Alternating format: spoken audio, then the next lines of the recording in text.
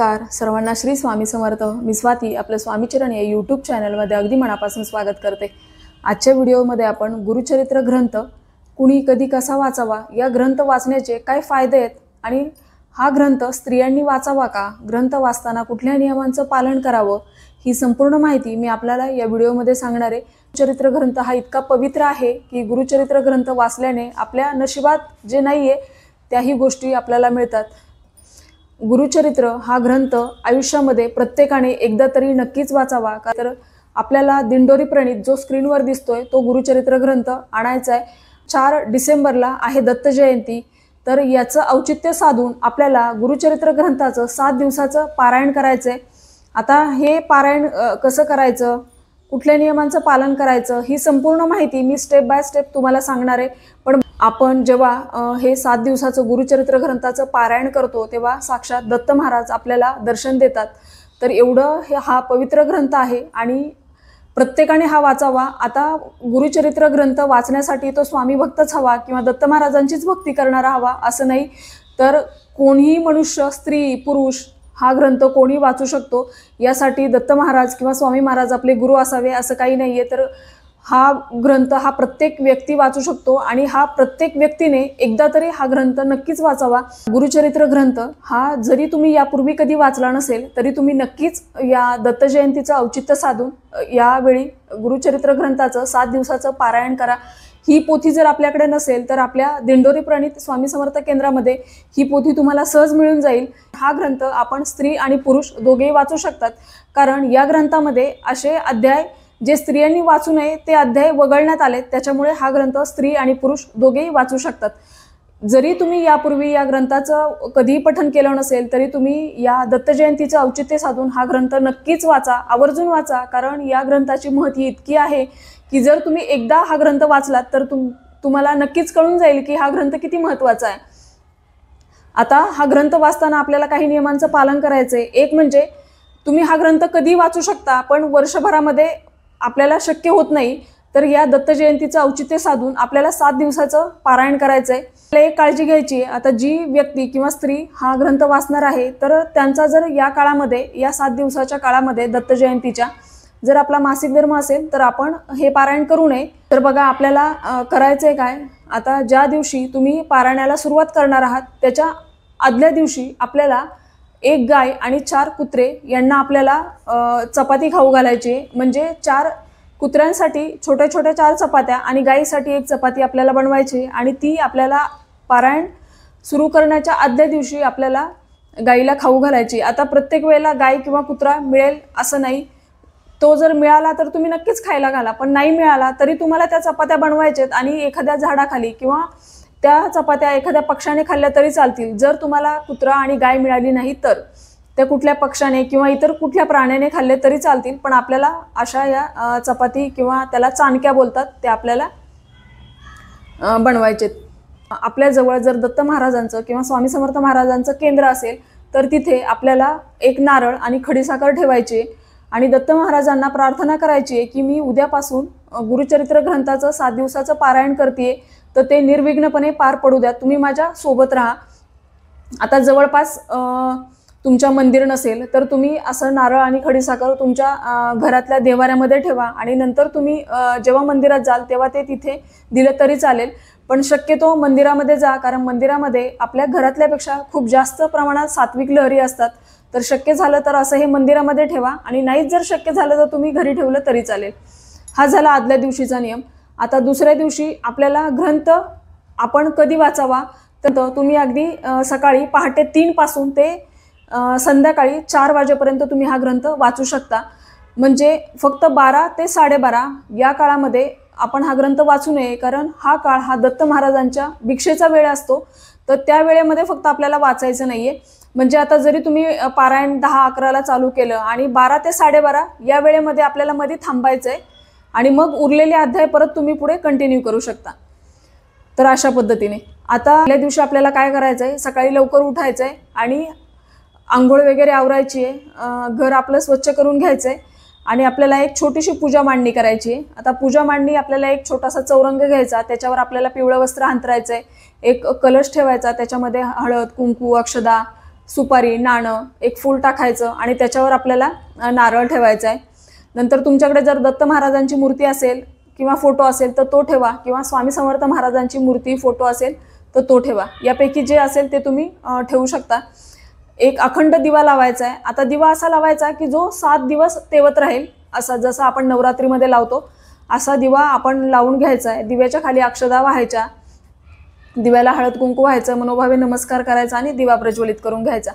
आता पारायण चालू असताना जेव्हा तुम्ही ग्रंथ वाचणार आहात त्या वेळेमध्ये तुम्ही तुपाचा दिवा लावला तरी चालेल, तेवढ्या वेळेपुरता तो चालेल. असा आपण तुपाचा दिवा लावा आणि अखंड तेलाचा दिवा लावायचा जो 7 दिवस अखंड तेवत राहील.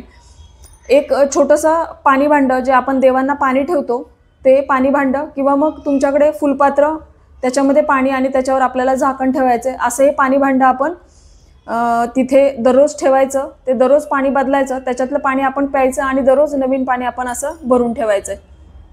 नंतर जेव्हा आपण ग्रंथ वाचतो त्या काळामध्ये आपल्याला एक अगरबत्ती तिथे लावून ठेवायची. अशी अगदी साधी सोपी पूजा मांडणी करायची. आता जर फोटो असेल किंवा मूर्ती असेल तर त्याला आपल्याला शक्य झालं तर दररोज हार घाला किंवा पुष्प अर्पण करा. दत्ताचं फूल किंवा चाफ्याचं फूल हे आपण त्यांना दररोज अर्पण करू शकतो, किंवा पिवळी फुलं, जे तुम्हाला मिळेल त्या पद्धतीने. आता इथे नैवेद्य आपल्याला काय दाखवायचं आहे की दररोज आपण जे स्वयंपाक करणार तो नैवेद्य आपल्याला इथे दाखवायचा आहे, किंवा एखाद्या फळाचा नैवेद्य दाखवा, खडीसाखर दाखवा, दूध खडीसाखर, असं काही तुम्ही नैवेद्य दाखवू शकता आणि मग तो नैवेद्य आपण ग्रहण करायचा आहे. तर अशा पद्धतीने आपण पहिल्या दिवशी पूजा मांडणी करायची.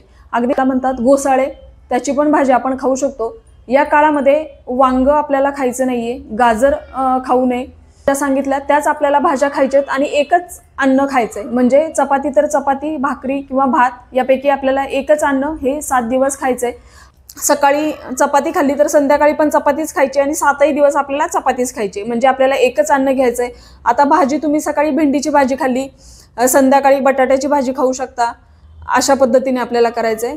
तर ज्या मी भाज्या सांगितल्या त्याच भाज्या खा. कडधान्य शक्यतो खाऊ नका, म्हणजे ज्या डाळी वगैरे असतात तर त्या वात वाढवतात किंवा आपल्या पोटामध्ये गॅसेस तयार होऊ शकतात. तर त्याच्यामुळे आपल्याला डाळी, कडधान्य या खायचे नाहीयेत. हा झाला खाण्याबाबतचा नियम. दुसरं म्हणजे आपल्याला जमिनीवर झोपायचं आहे आणि जमिनीवर झोपताना शक्यतो जेव्हा तुम्ही झोपणार तेव्हा आपल्याला डाव्या कुशीवर झोपायचे. आता नंतर तुम्ही उजव्या कुशीवर झाला किंवा सरळ झोपला हरकत नाही, पण जेव्हा आपण झोपतोय तेव्हा आपल्याला पहिल्यांदा डाव्या कुशीवर झोपायचे. आणि आपण झोपताना जमिनीवर चटई किंवा बघा घोंगडी येते तर ती हंतरून आपण त्याच्यावर झोपायचंय. आपल्याला या 7 दिवसाच्या पारायणाच्या काळामध्ये बेड किंवा गादीचा वापर करायचा नाहीये. बघा एखाद्या व्यक्तीला जर कमरेचा, पाठीचा त्रास असेल किंवा गुडघ्याचा त्रास असेल तर अशा व्यक्तीने बेडवर झोपलं तरी चालेल, पण आपण बेडवर झोपताना गादी काढून घ्यायची आणि मग बेडवर झोपायचे. या काळामध्ये आपण चहा, दूध, कॉफी हे घेऊ शकतो. आता दुसरं म्हणजे आपण जेव्हा ग्रंथ वाचायला बसणार तेव्हा आपल्याला पूर्वेकडे तोंड करून बसायचंय. म्हणजे आपलं तोंड पूर्व किंवा उत्तर दिशेला येईल अशा पद्धतीने आपल्याला पूजा मांडणी करायची आहे. आता ही पूजा मांडणी आपण फक्त आपण जिथे झोपतो, आपले बेडरूम आहे तर तिथे करू नये. असेल तर जिथे तुमचे देव आहेत किंवा देवार आहेत त्याच्या समोरच केली तरी चालेल. आता वाचताना आपण आंघोळ करून बसायचंय.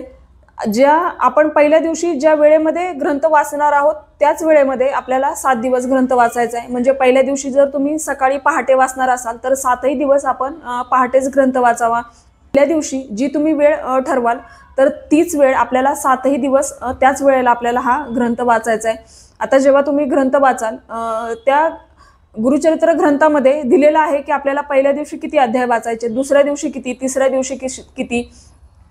म्हणजे प्रत्येक 7 दिवसामध्ये आपल्याला प्रत्येक दिवशी किती अध्याय वाचायचे हे त्या ग्रंथामध्ये दिलेलं आहे. त्याप्रमाणे आपल्याला 7 दिवस अध्याय वाचायचे. आता अध्याय वाचून झाले की आपल्याला तो ग्रंथ एका लाल किंवा पिवळ्या कापडामध्ये गुंडाळून आपण जिथे पूजा मांडणी केली तिथेच आपल्याला ठेवून द्यायचा आहे. ग्रंथ इकडे तिकडे ठेवायचा नाही, ग्रंथ सारखा हलवायचा नाही. एकदा वाचून झालं की तो छान गुंडाळून तिथेच ठेवायचा आहे. मग ग्रंथाला मनोभावे नमस्कार करायचा, पुष्प अर्पण करायचं. हा ग्रंथ मनात वाचू नये किंवा हळू आवाजात नाही तर थोड्याशा मोठ्या आवाजात, म्हणजे आपल्या घरातल्या इतर व्यक्तींनाही तो ऐकायला येईल अशा पद्धतीने लयबद्ध आवाजामध्ये तो वाचावा, म्हणजे एकाच सुरात तो वाचण्याचा प्रयत्न करावा। आणि आपला दिंडोरी प्रणीत ग्रंथ हा अगदी मराठी प्राकृत आहे, सोप्या भाषेत आहे, तो अगदी आपल्याला सहज वाचता येईल असा आहे। या 7 दिवसाच्या काळामध्ये आपल्याला पराण्य घ्यायचं नाहीये, मांसाहार करायचा नाहीये आणि ब्रह्मचर्याचं पालन करायचंय। या 3 नियमांचं आपल्याला पालन करायचंय। कांदा लसूण आपल्याला वर्ज्य आहे। जेव्हा तुम्ही गुरुचरित्र ग्रंथाचं पारायण करताय तर तेव्हा कांदा लसूण सुद्धा आपल्याला वर्ज्य आहे। अगदी सात्विक पद्धतीने आपल्याला या भाज्या सांगितल्या त्या बनवायच्यात आणि त्याच आपल्याला ग्रहण करायच्या असतात। बघा, हे नियम यासाठी असतात की आपल्यामधला तामसी गुण वाढू नये, यासाठी आपल्याला या नियमांचं पालन करायचं आहे। आणि आपण जे पारायण करतोय ते अगदी मनोभावे आपल्या अंतःकरणातून त्याचं पठण व्हावं, यासाठी आपल्याला या नियमांचं पालन करायचं असतं। तर नियम काही खूप फार कठीण नाही आहेत, पण हो, या तुम्ही नियमांचं नक्कीच पालन करा। आता या 7 दिवसामध्ये आपल्याला वेश ओलांडायची नसते, म्हणजे या 7 दिवसामध्ये आपण परगावी कुठे लांब जाऊ नये। हे पारायण 7 दिवसाचं आपण ठरवलंय तर ते 7 दिवसामध्येच पूर्ण करावं लागतं। आता जर मध्येच मासिक धर्म असेल तर तुम्ही हे पारायण करू नका, तुमचा मासिक धर्म संपल्यावर तुम्ही करा। पण जर मध्ये सुतक पडलं तर हे पारायण आपल्याला इतर व्यक्तींकडून पूर्ण करून घ्यावं लागतं, ते अर्धवट सोडता येत नाही। म्हणजे आता पारायण करताना आपल्याला काळं वस्त्र घालायचं नाहीये, म्हणजे स्त्री असो किंवा पुरुष, आपल्याला काळे कपडे फक्त घालायचे नाहीत, बाकी इतर कोणत्याही रंगाचे कपडे तुम्ही घालू शकता आणि मग आपल्याला पारायण करायचंय। हा ग्रंथ आपण जेव्हा वाचायला बसणार तर 7 दिवस आपल्याला हा ग्रंथ वाचण्याआधी एक छोटीशी सेवा करायची, ते म्हणजे आपल्याला स्वामी स्तवन म्हणायचंय, एक वेळ आपल्याला अथर्वशीर्ष म्हणायचंय, एक माळ आपल्याला गायत्री मंत्र म्हणायचा आहे आणि एक माळ आपल्याला स्वामींचा मंत्र म्हणायचा आहे। तर हे म्हणून झालं की मग आपल्याला आपले अध्याय वाचायचे। आता दुसऱ्या दिवशी पण आपण सेम हे मंत्र म्हणून मग पुढचे अध्याय वाचणार। तर असं 7ही दिवस आपल्याला ही सेवा करायची। आणि या पारायणाच्या 7 दिवसाच्या काळामध्ये आपल्याला खूप छान अनुभव येतात। फक्त तुम्ही मनापासून इच्छा धरा की तुम्हाला हे पारायण करायचंय, साक्षात दत्त महाराज आपल्याकडून ते पूर्ण करून घेतात। या 7 दिवसाच्या काळामध्ये तुम्हाला दत्त महाराज साक्षात दर्शन देतात, कोणत्या ना कोणत्या रूपामध्ये आपल्याला दर्शन हे घडतंच, साक्षात आपल्याला दर्शन देतात। तर हे 7 दिवस इतके पवित्र असतात आणि जी व्यक्ती आपल्या घरामध्ये हे पारायण करणार आहे तर आपण 7 दिवस त्या व्यक्तीला दररोज नमस्कार करायचा। ग्रंथ वाचून झाला की घरातल्या इतर व्यक्तींनी त्या व्यक्तीला नमस्कार करायचा आहे। आता या 7 दिवसामध्ये जर तुमच्या दरवाजावर कोणी काही मागायला आलं तर त्याला रिकाम्या हाताने पाठवू नका, मग ती कुठलीही वेळ असो, तुमच्या यथाशक्ती त्या व्यक्तीला द्या। मग ती तुमची ओळखीची असेल अनोळखी असेल, पण त्या व्यक्तीला एकच काळजी घ्यायची की रिकाम्या हाताने पाठवू नये। गुरुचरित्र ग्रंथाचं पारायण हे प्रत्येकाने करा, यासाठी तुम्ही स्वामी भक्त हवात किंवा दत्त महाराजांचेच भक्त हवात असं काही नाहीये। मनुष्य जन्मामध्ये आलेल्या प्रत्येक व्यक्तीने गुरुचरित्र ग्रंथाचं पारायण करावं। त्याची महती इतकी आहे की जेव्हा तुम्ही हा ग्रंथ वाचाल तेव्हाच तुम्हाला कळेल। म्हणजे जेव्हा एखादी व्यक्ती गुरुचरित्र ग्रंथ पहिल्यांदा वाचते तर नंतर त्या व्यक्तीला सांगावं लागत नाही की हा ग्रंथ वाच म्हणून, आपोआपच आपल्याकडून ती सेवा घडून जाते। पण एकदा आपण सुरुवात करणं गरजेचं आहे। आणि पण जर तुम्हाला शक्य असेल तर तुम्ही नक्कीच हे 7 दिवसाचं गुरुचरित्र पारायण हे तुम्ही या काळामध्ये करा। तर हे झाले गुरुचरित्र ग्रंथाचे नियम अटी। आता ग्रंथाचं आपण 7 दिवस पारायण करतो आणि त्याची सांगताही विधिवत करणं आवश्यक असतं। तर आपण सांगता करताना आपल्या यथाशक्ती आपल्याला नैवेद्य बनवायचा आहे आणि एक जोडपं आपल्याला जेवू घालायचं असतं। आता हे जोडपं जर मिळालं तर तुम्ही नक्कीच एक जोडपं जेवू घाला। शक्यतो ब्राह्मण जोडपं जेवू घातलं जातं, पण आता ते शक्य नाही की प्रत्येकाला ब्राह्मण जोडपं जेवू घालायला मिळेल। जी व्यक्ती आपल्याला मिळेल त्या व्यक्तीला आपल्याला या दिवशी जेवू घालायचे। आता आपण नैवेद्यासाठी पुरणपोळी बनवू शकतो किंवा दत्त महाराजांना घेवड्याच्या शेंगा खूप प्रिय होत्या, तर घेवड्याच्या शेंगांची भाजी बनवू शकतो। वरण भात, शिरा किंवा खीर, बटाट्याची भाजी, आपल्या यथाशक्ती आपण हा नैवेद्य बनवायचा आहे सांगतेच्या दिवशी। असे आपल्याला 4 नैवेद्य बनवायचे असतात। पहिला नैवेद्य आपण दत्त महाराजांसाठी ठेवायचा आहे, दुसरा नैवेद्य आपल्या कुलदेवतांसाठी ठेवायचा आहे, तिसरा नैवेद्य आपण स्वामी समर्थ महाराजांसाठी ठेवायचा आहे आणि चौथा नैवेद्य हा गुरुचरित्र ग्रंथासाठी ठेवायचा आहे। आता जिथे आपण पूजा मांडणी केली तिथेच आपल्याला हे 4 सेपरेट नैवेद्य ठेवायचेत आणि मग ते नैवेद्य आपल्याला दाखवून घ्यायचेत। आता हे नैवेद्य हे आपण गाईला देऊ शकता किंवा जर तुम्हाला गाई नाही मिळाली तर आपण घरातल्या व्यक्तींनी सुद्धा हे नैवेद्य खाल्ले तरी चालतील, पण आपल्याला असे वेगळे वेगळे 4 नैवेद्य दाखवायचे असतात सांगता ज्या दिवशी आपण करतो त्या दिवशी.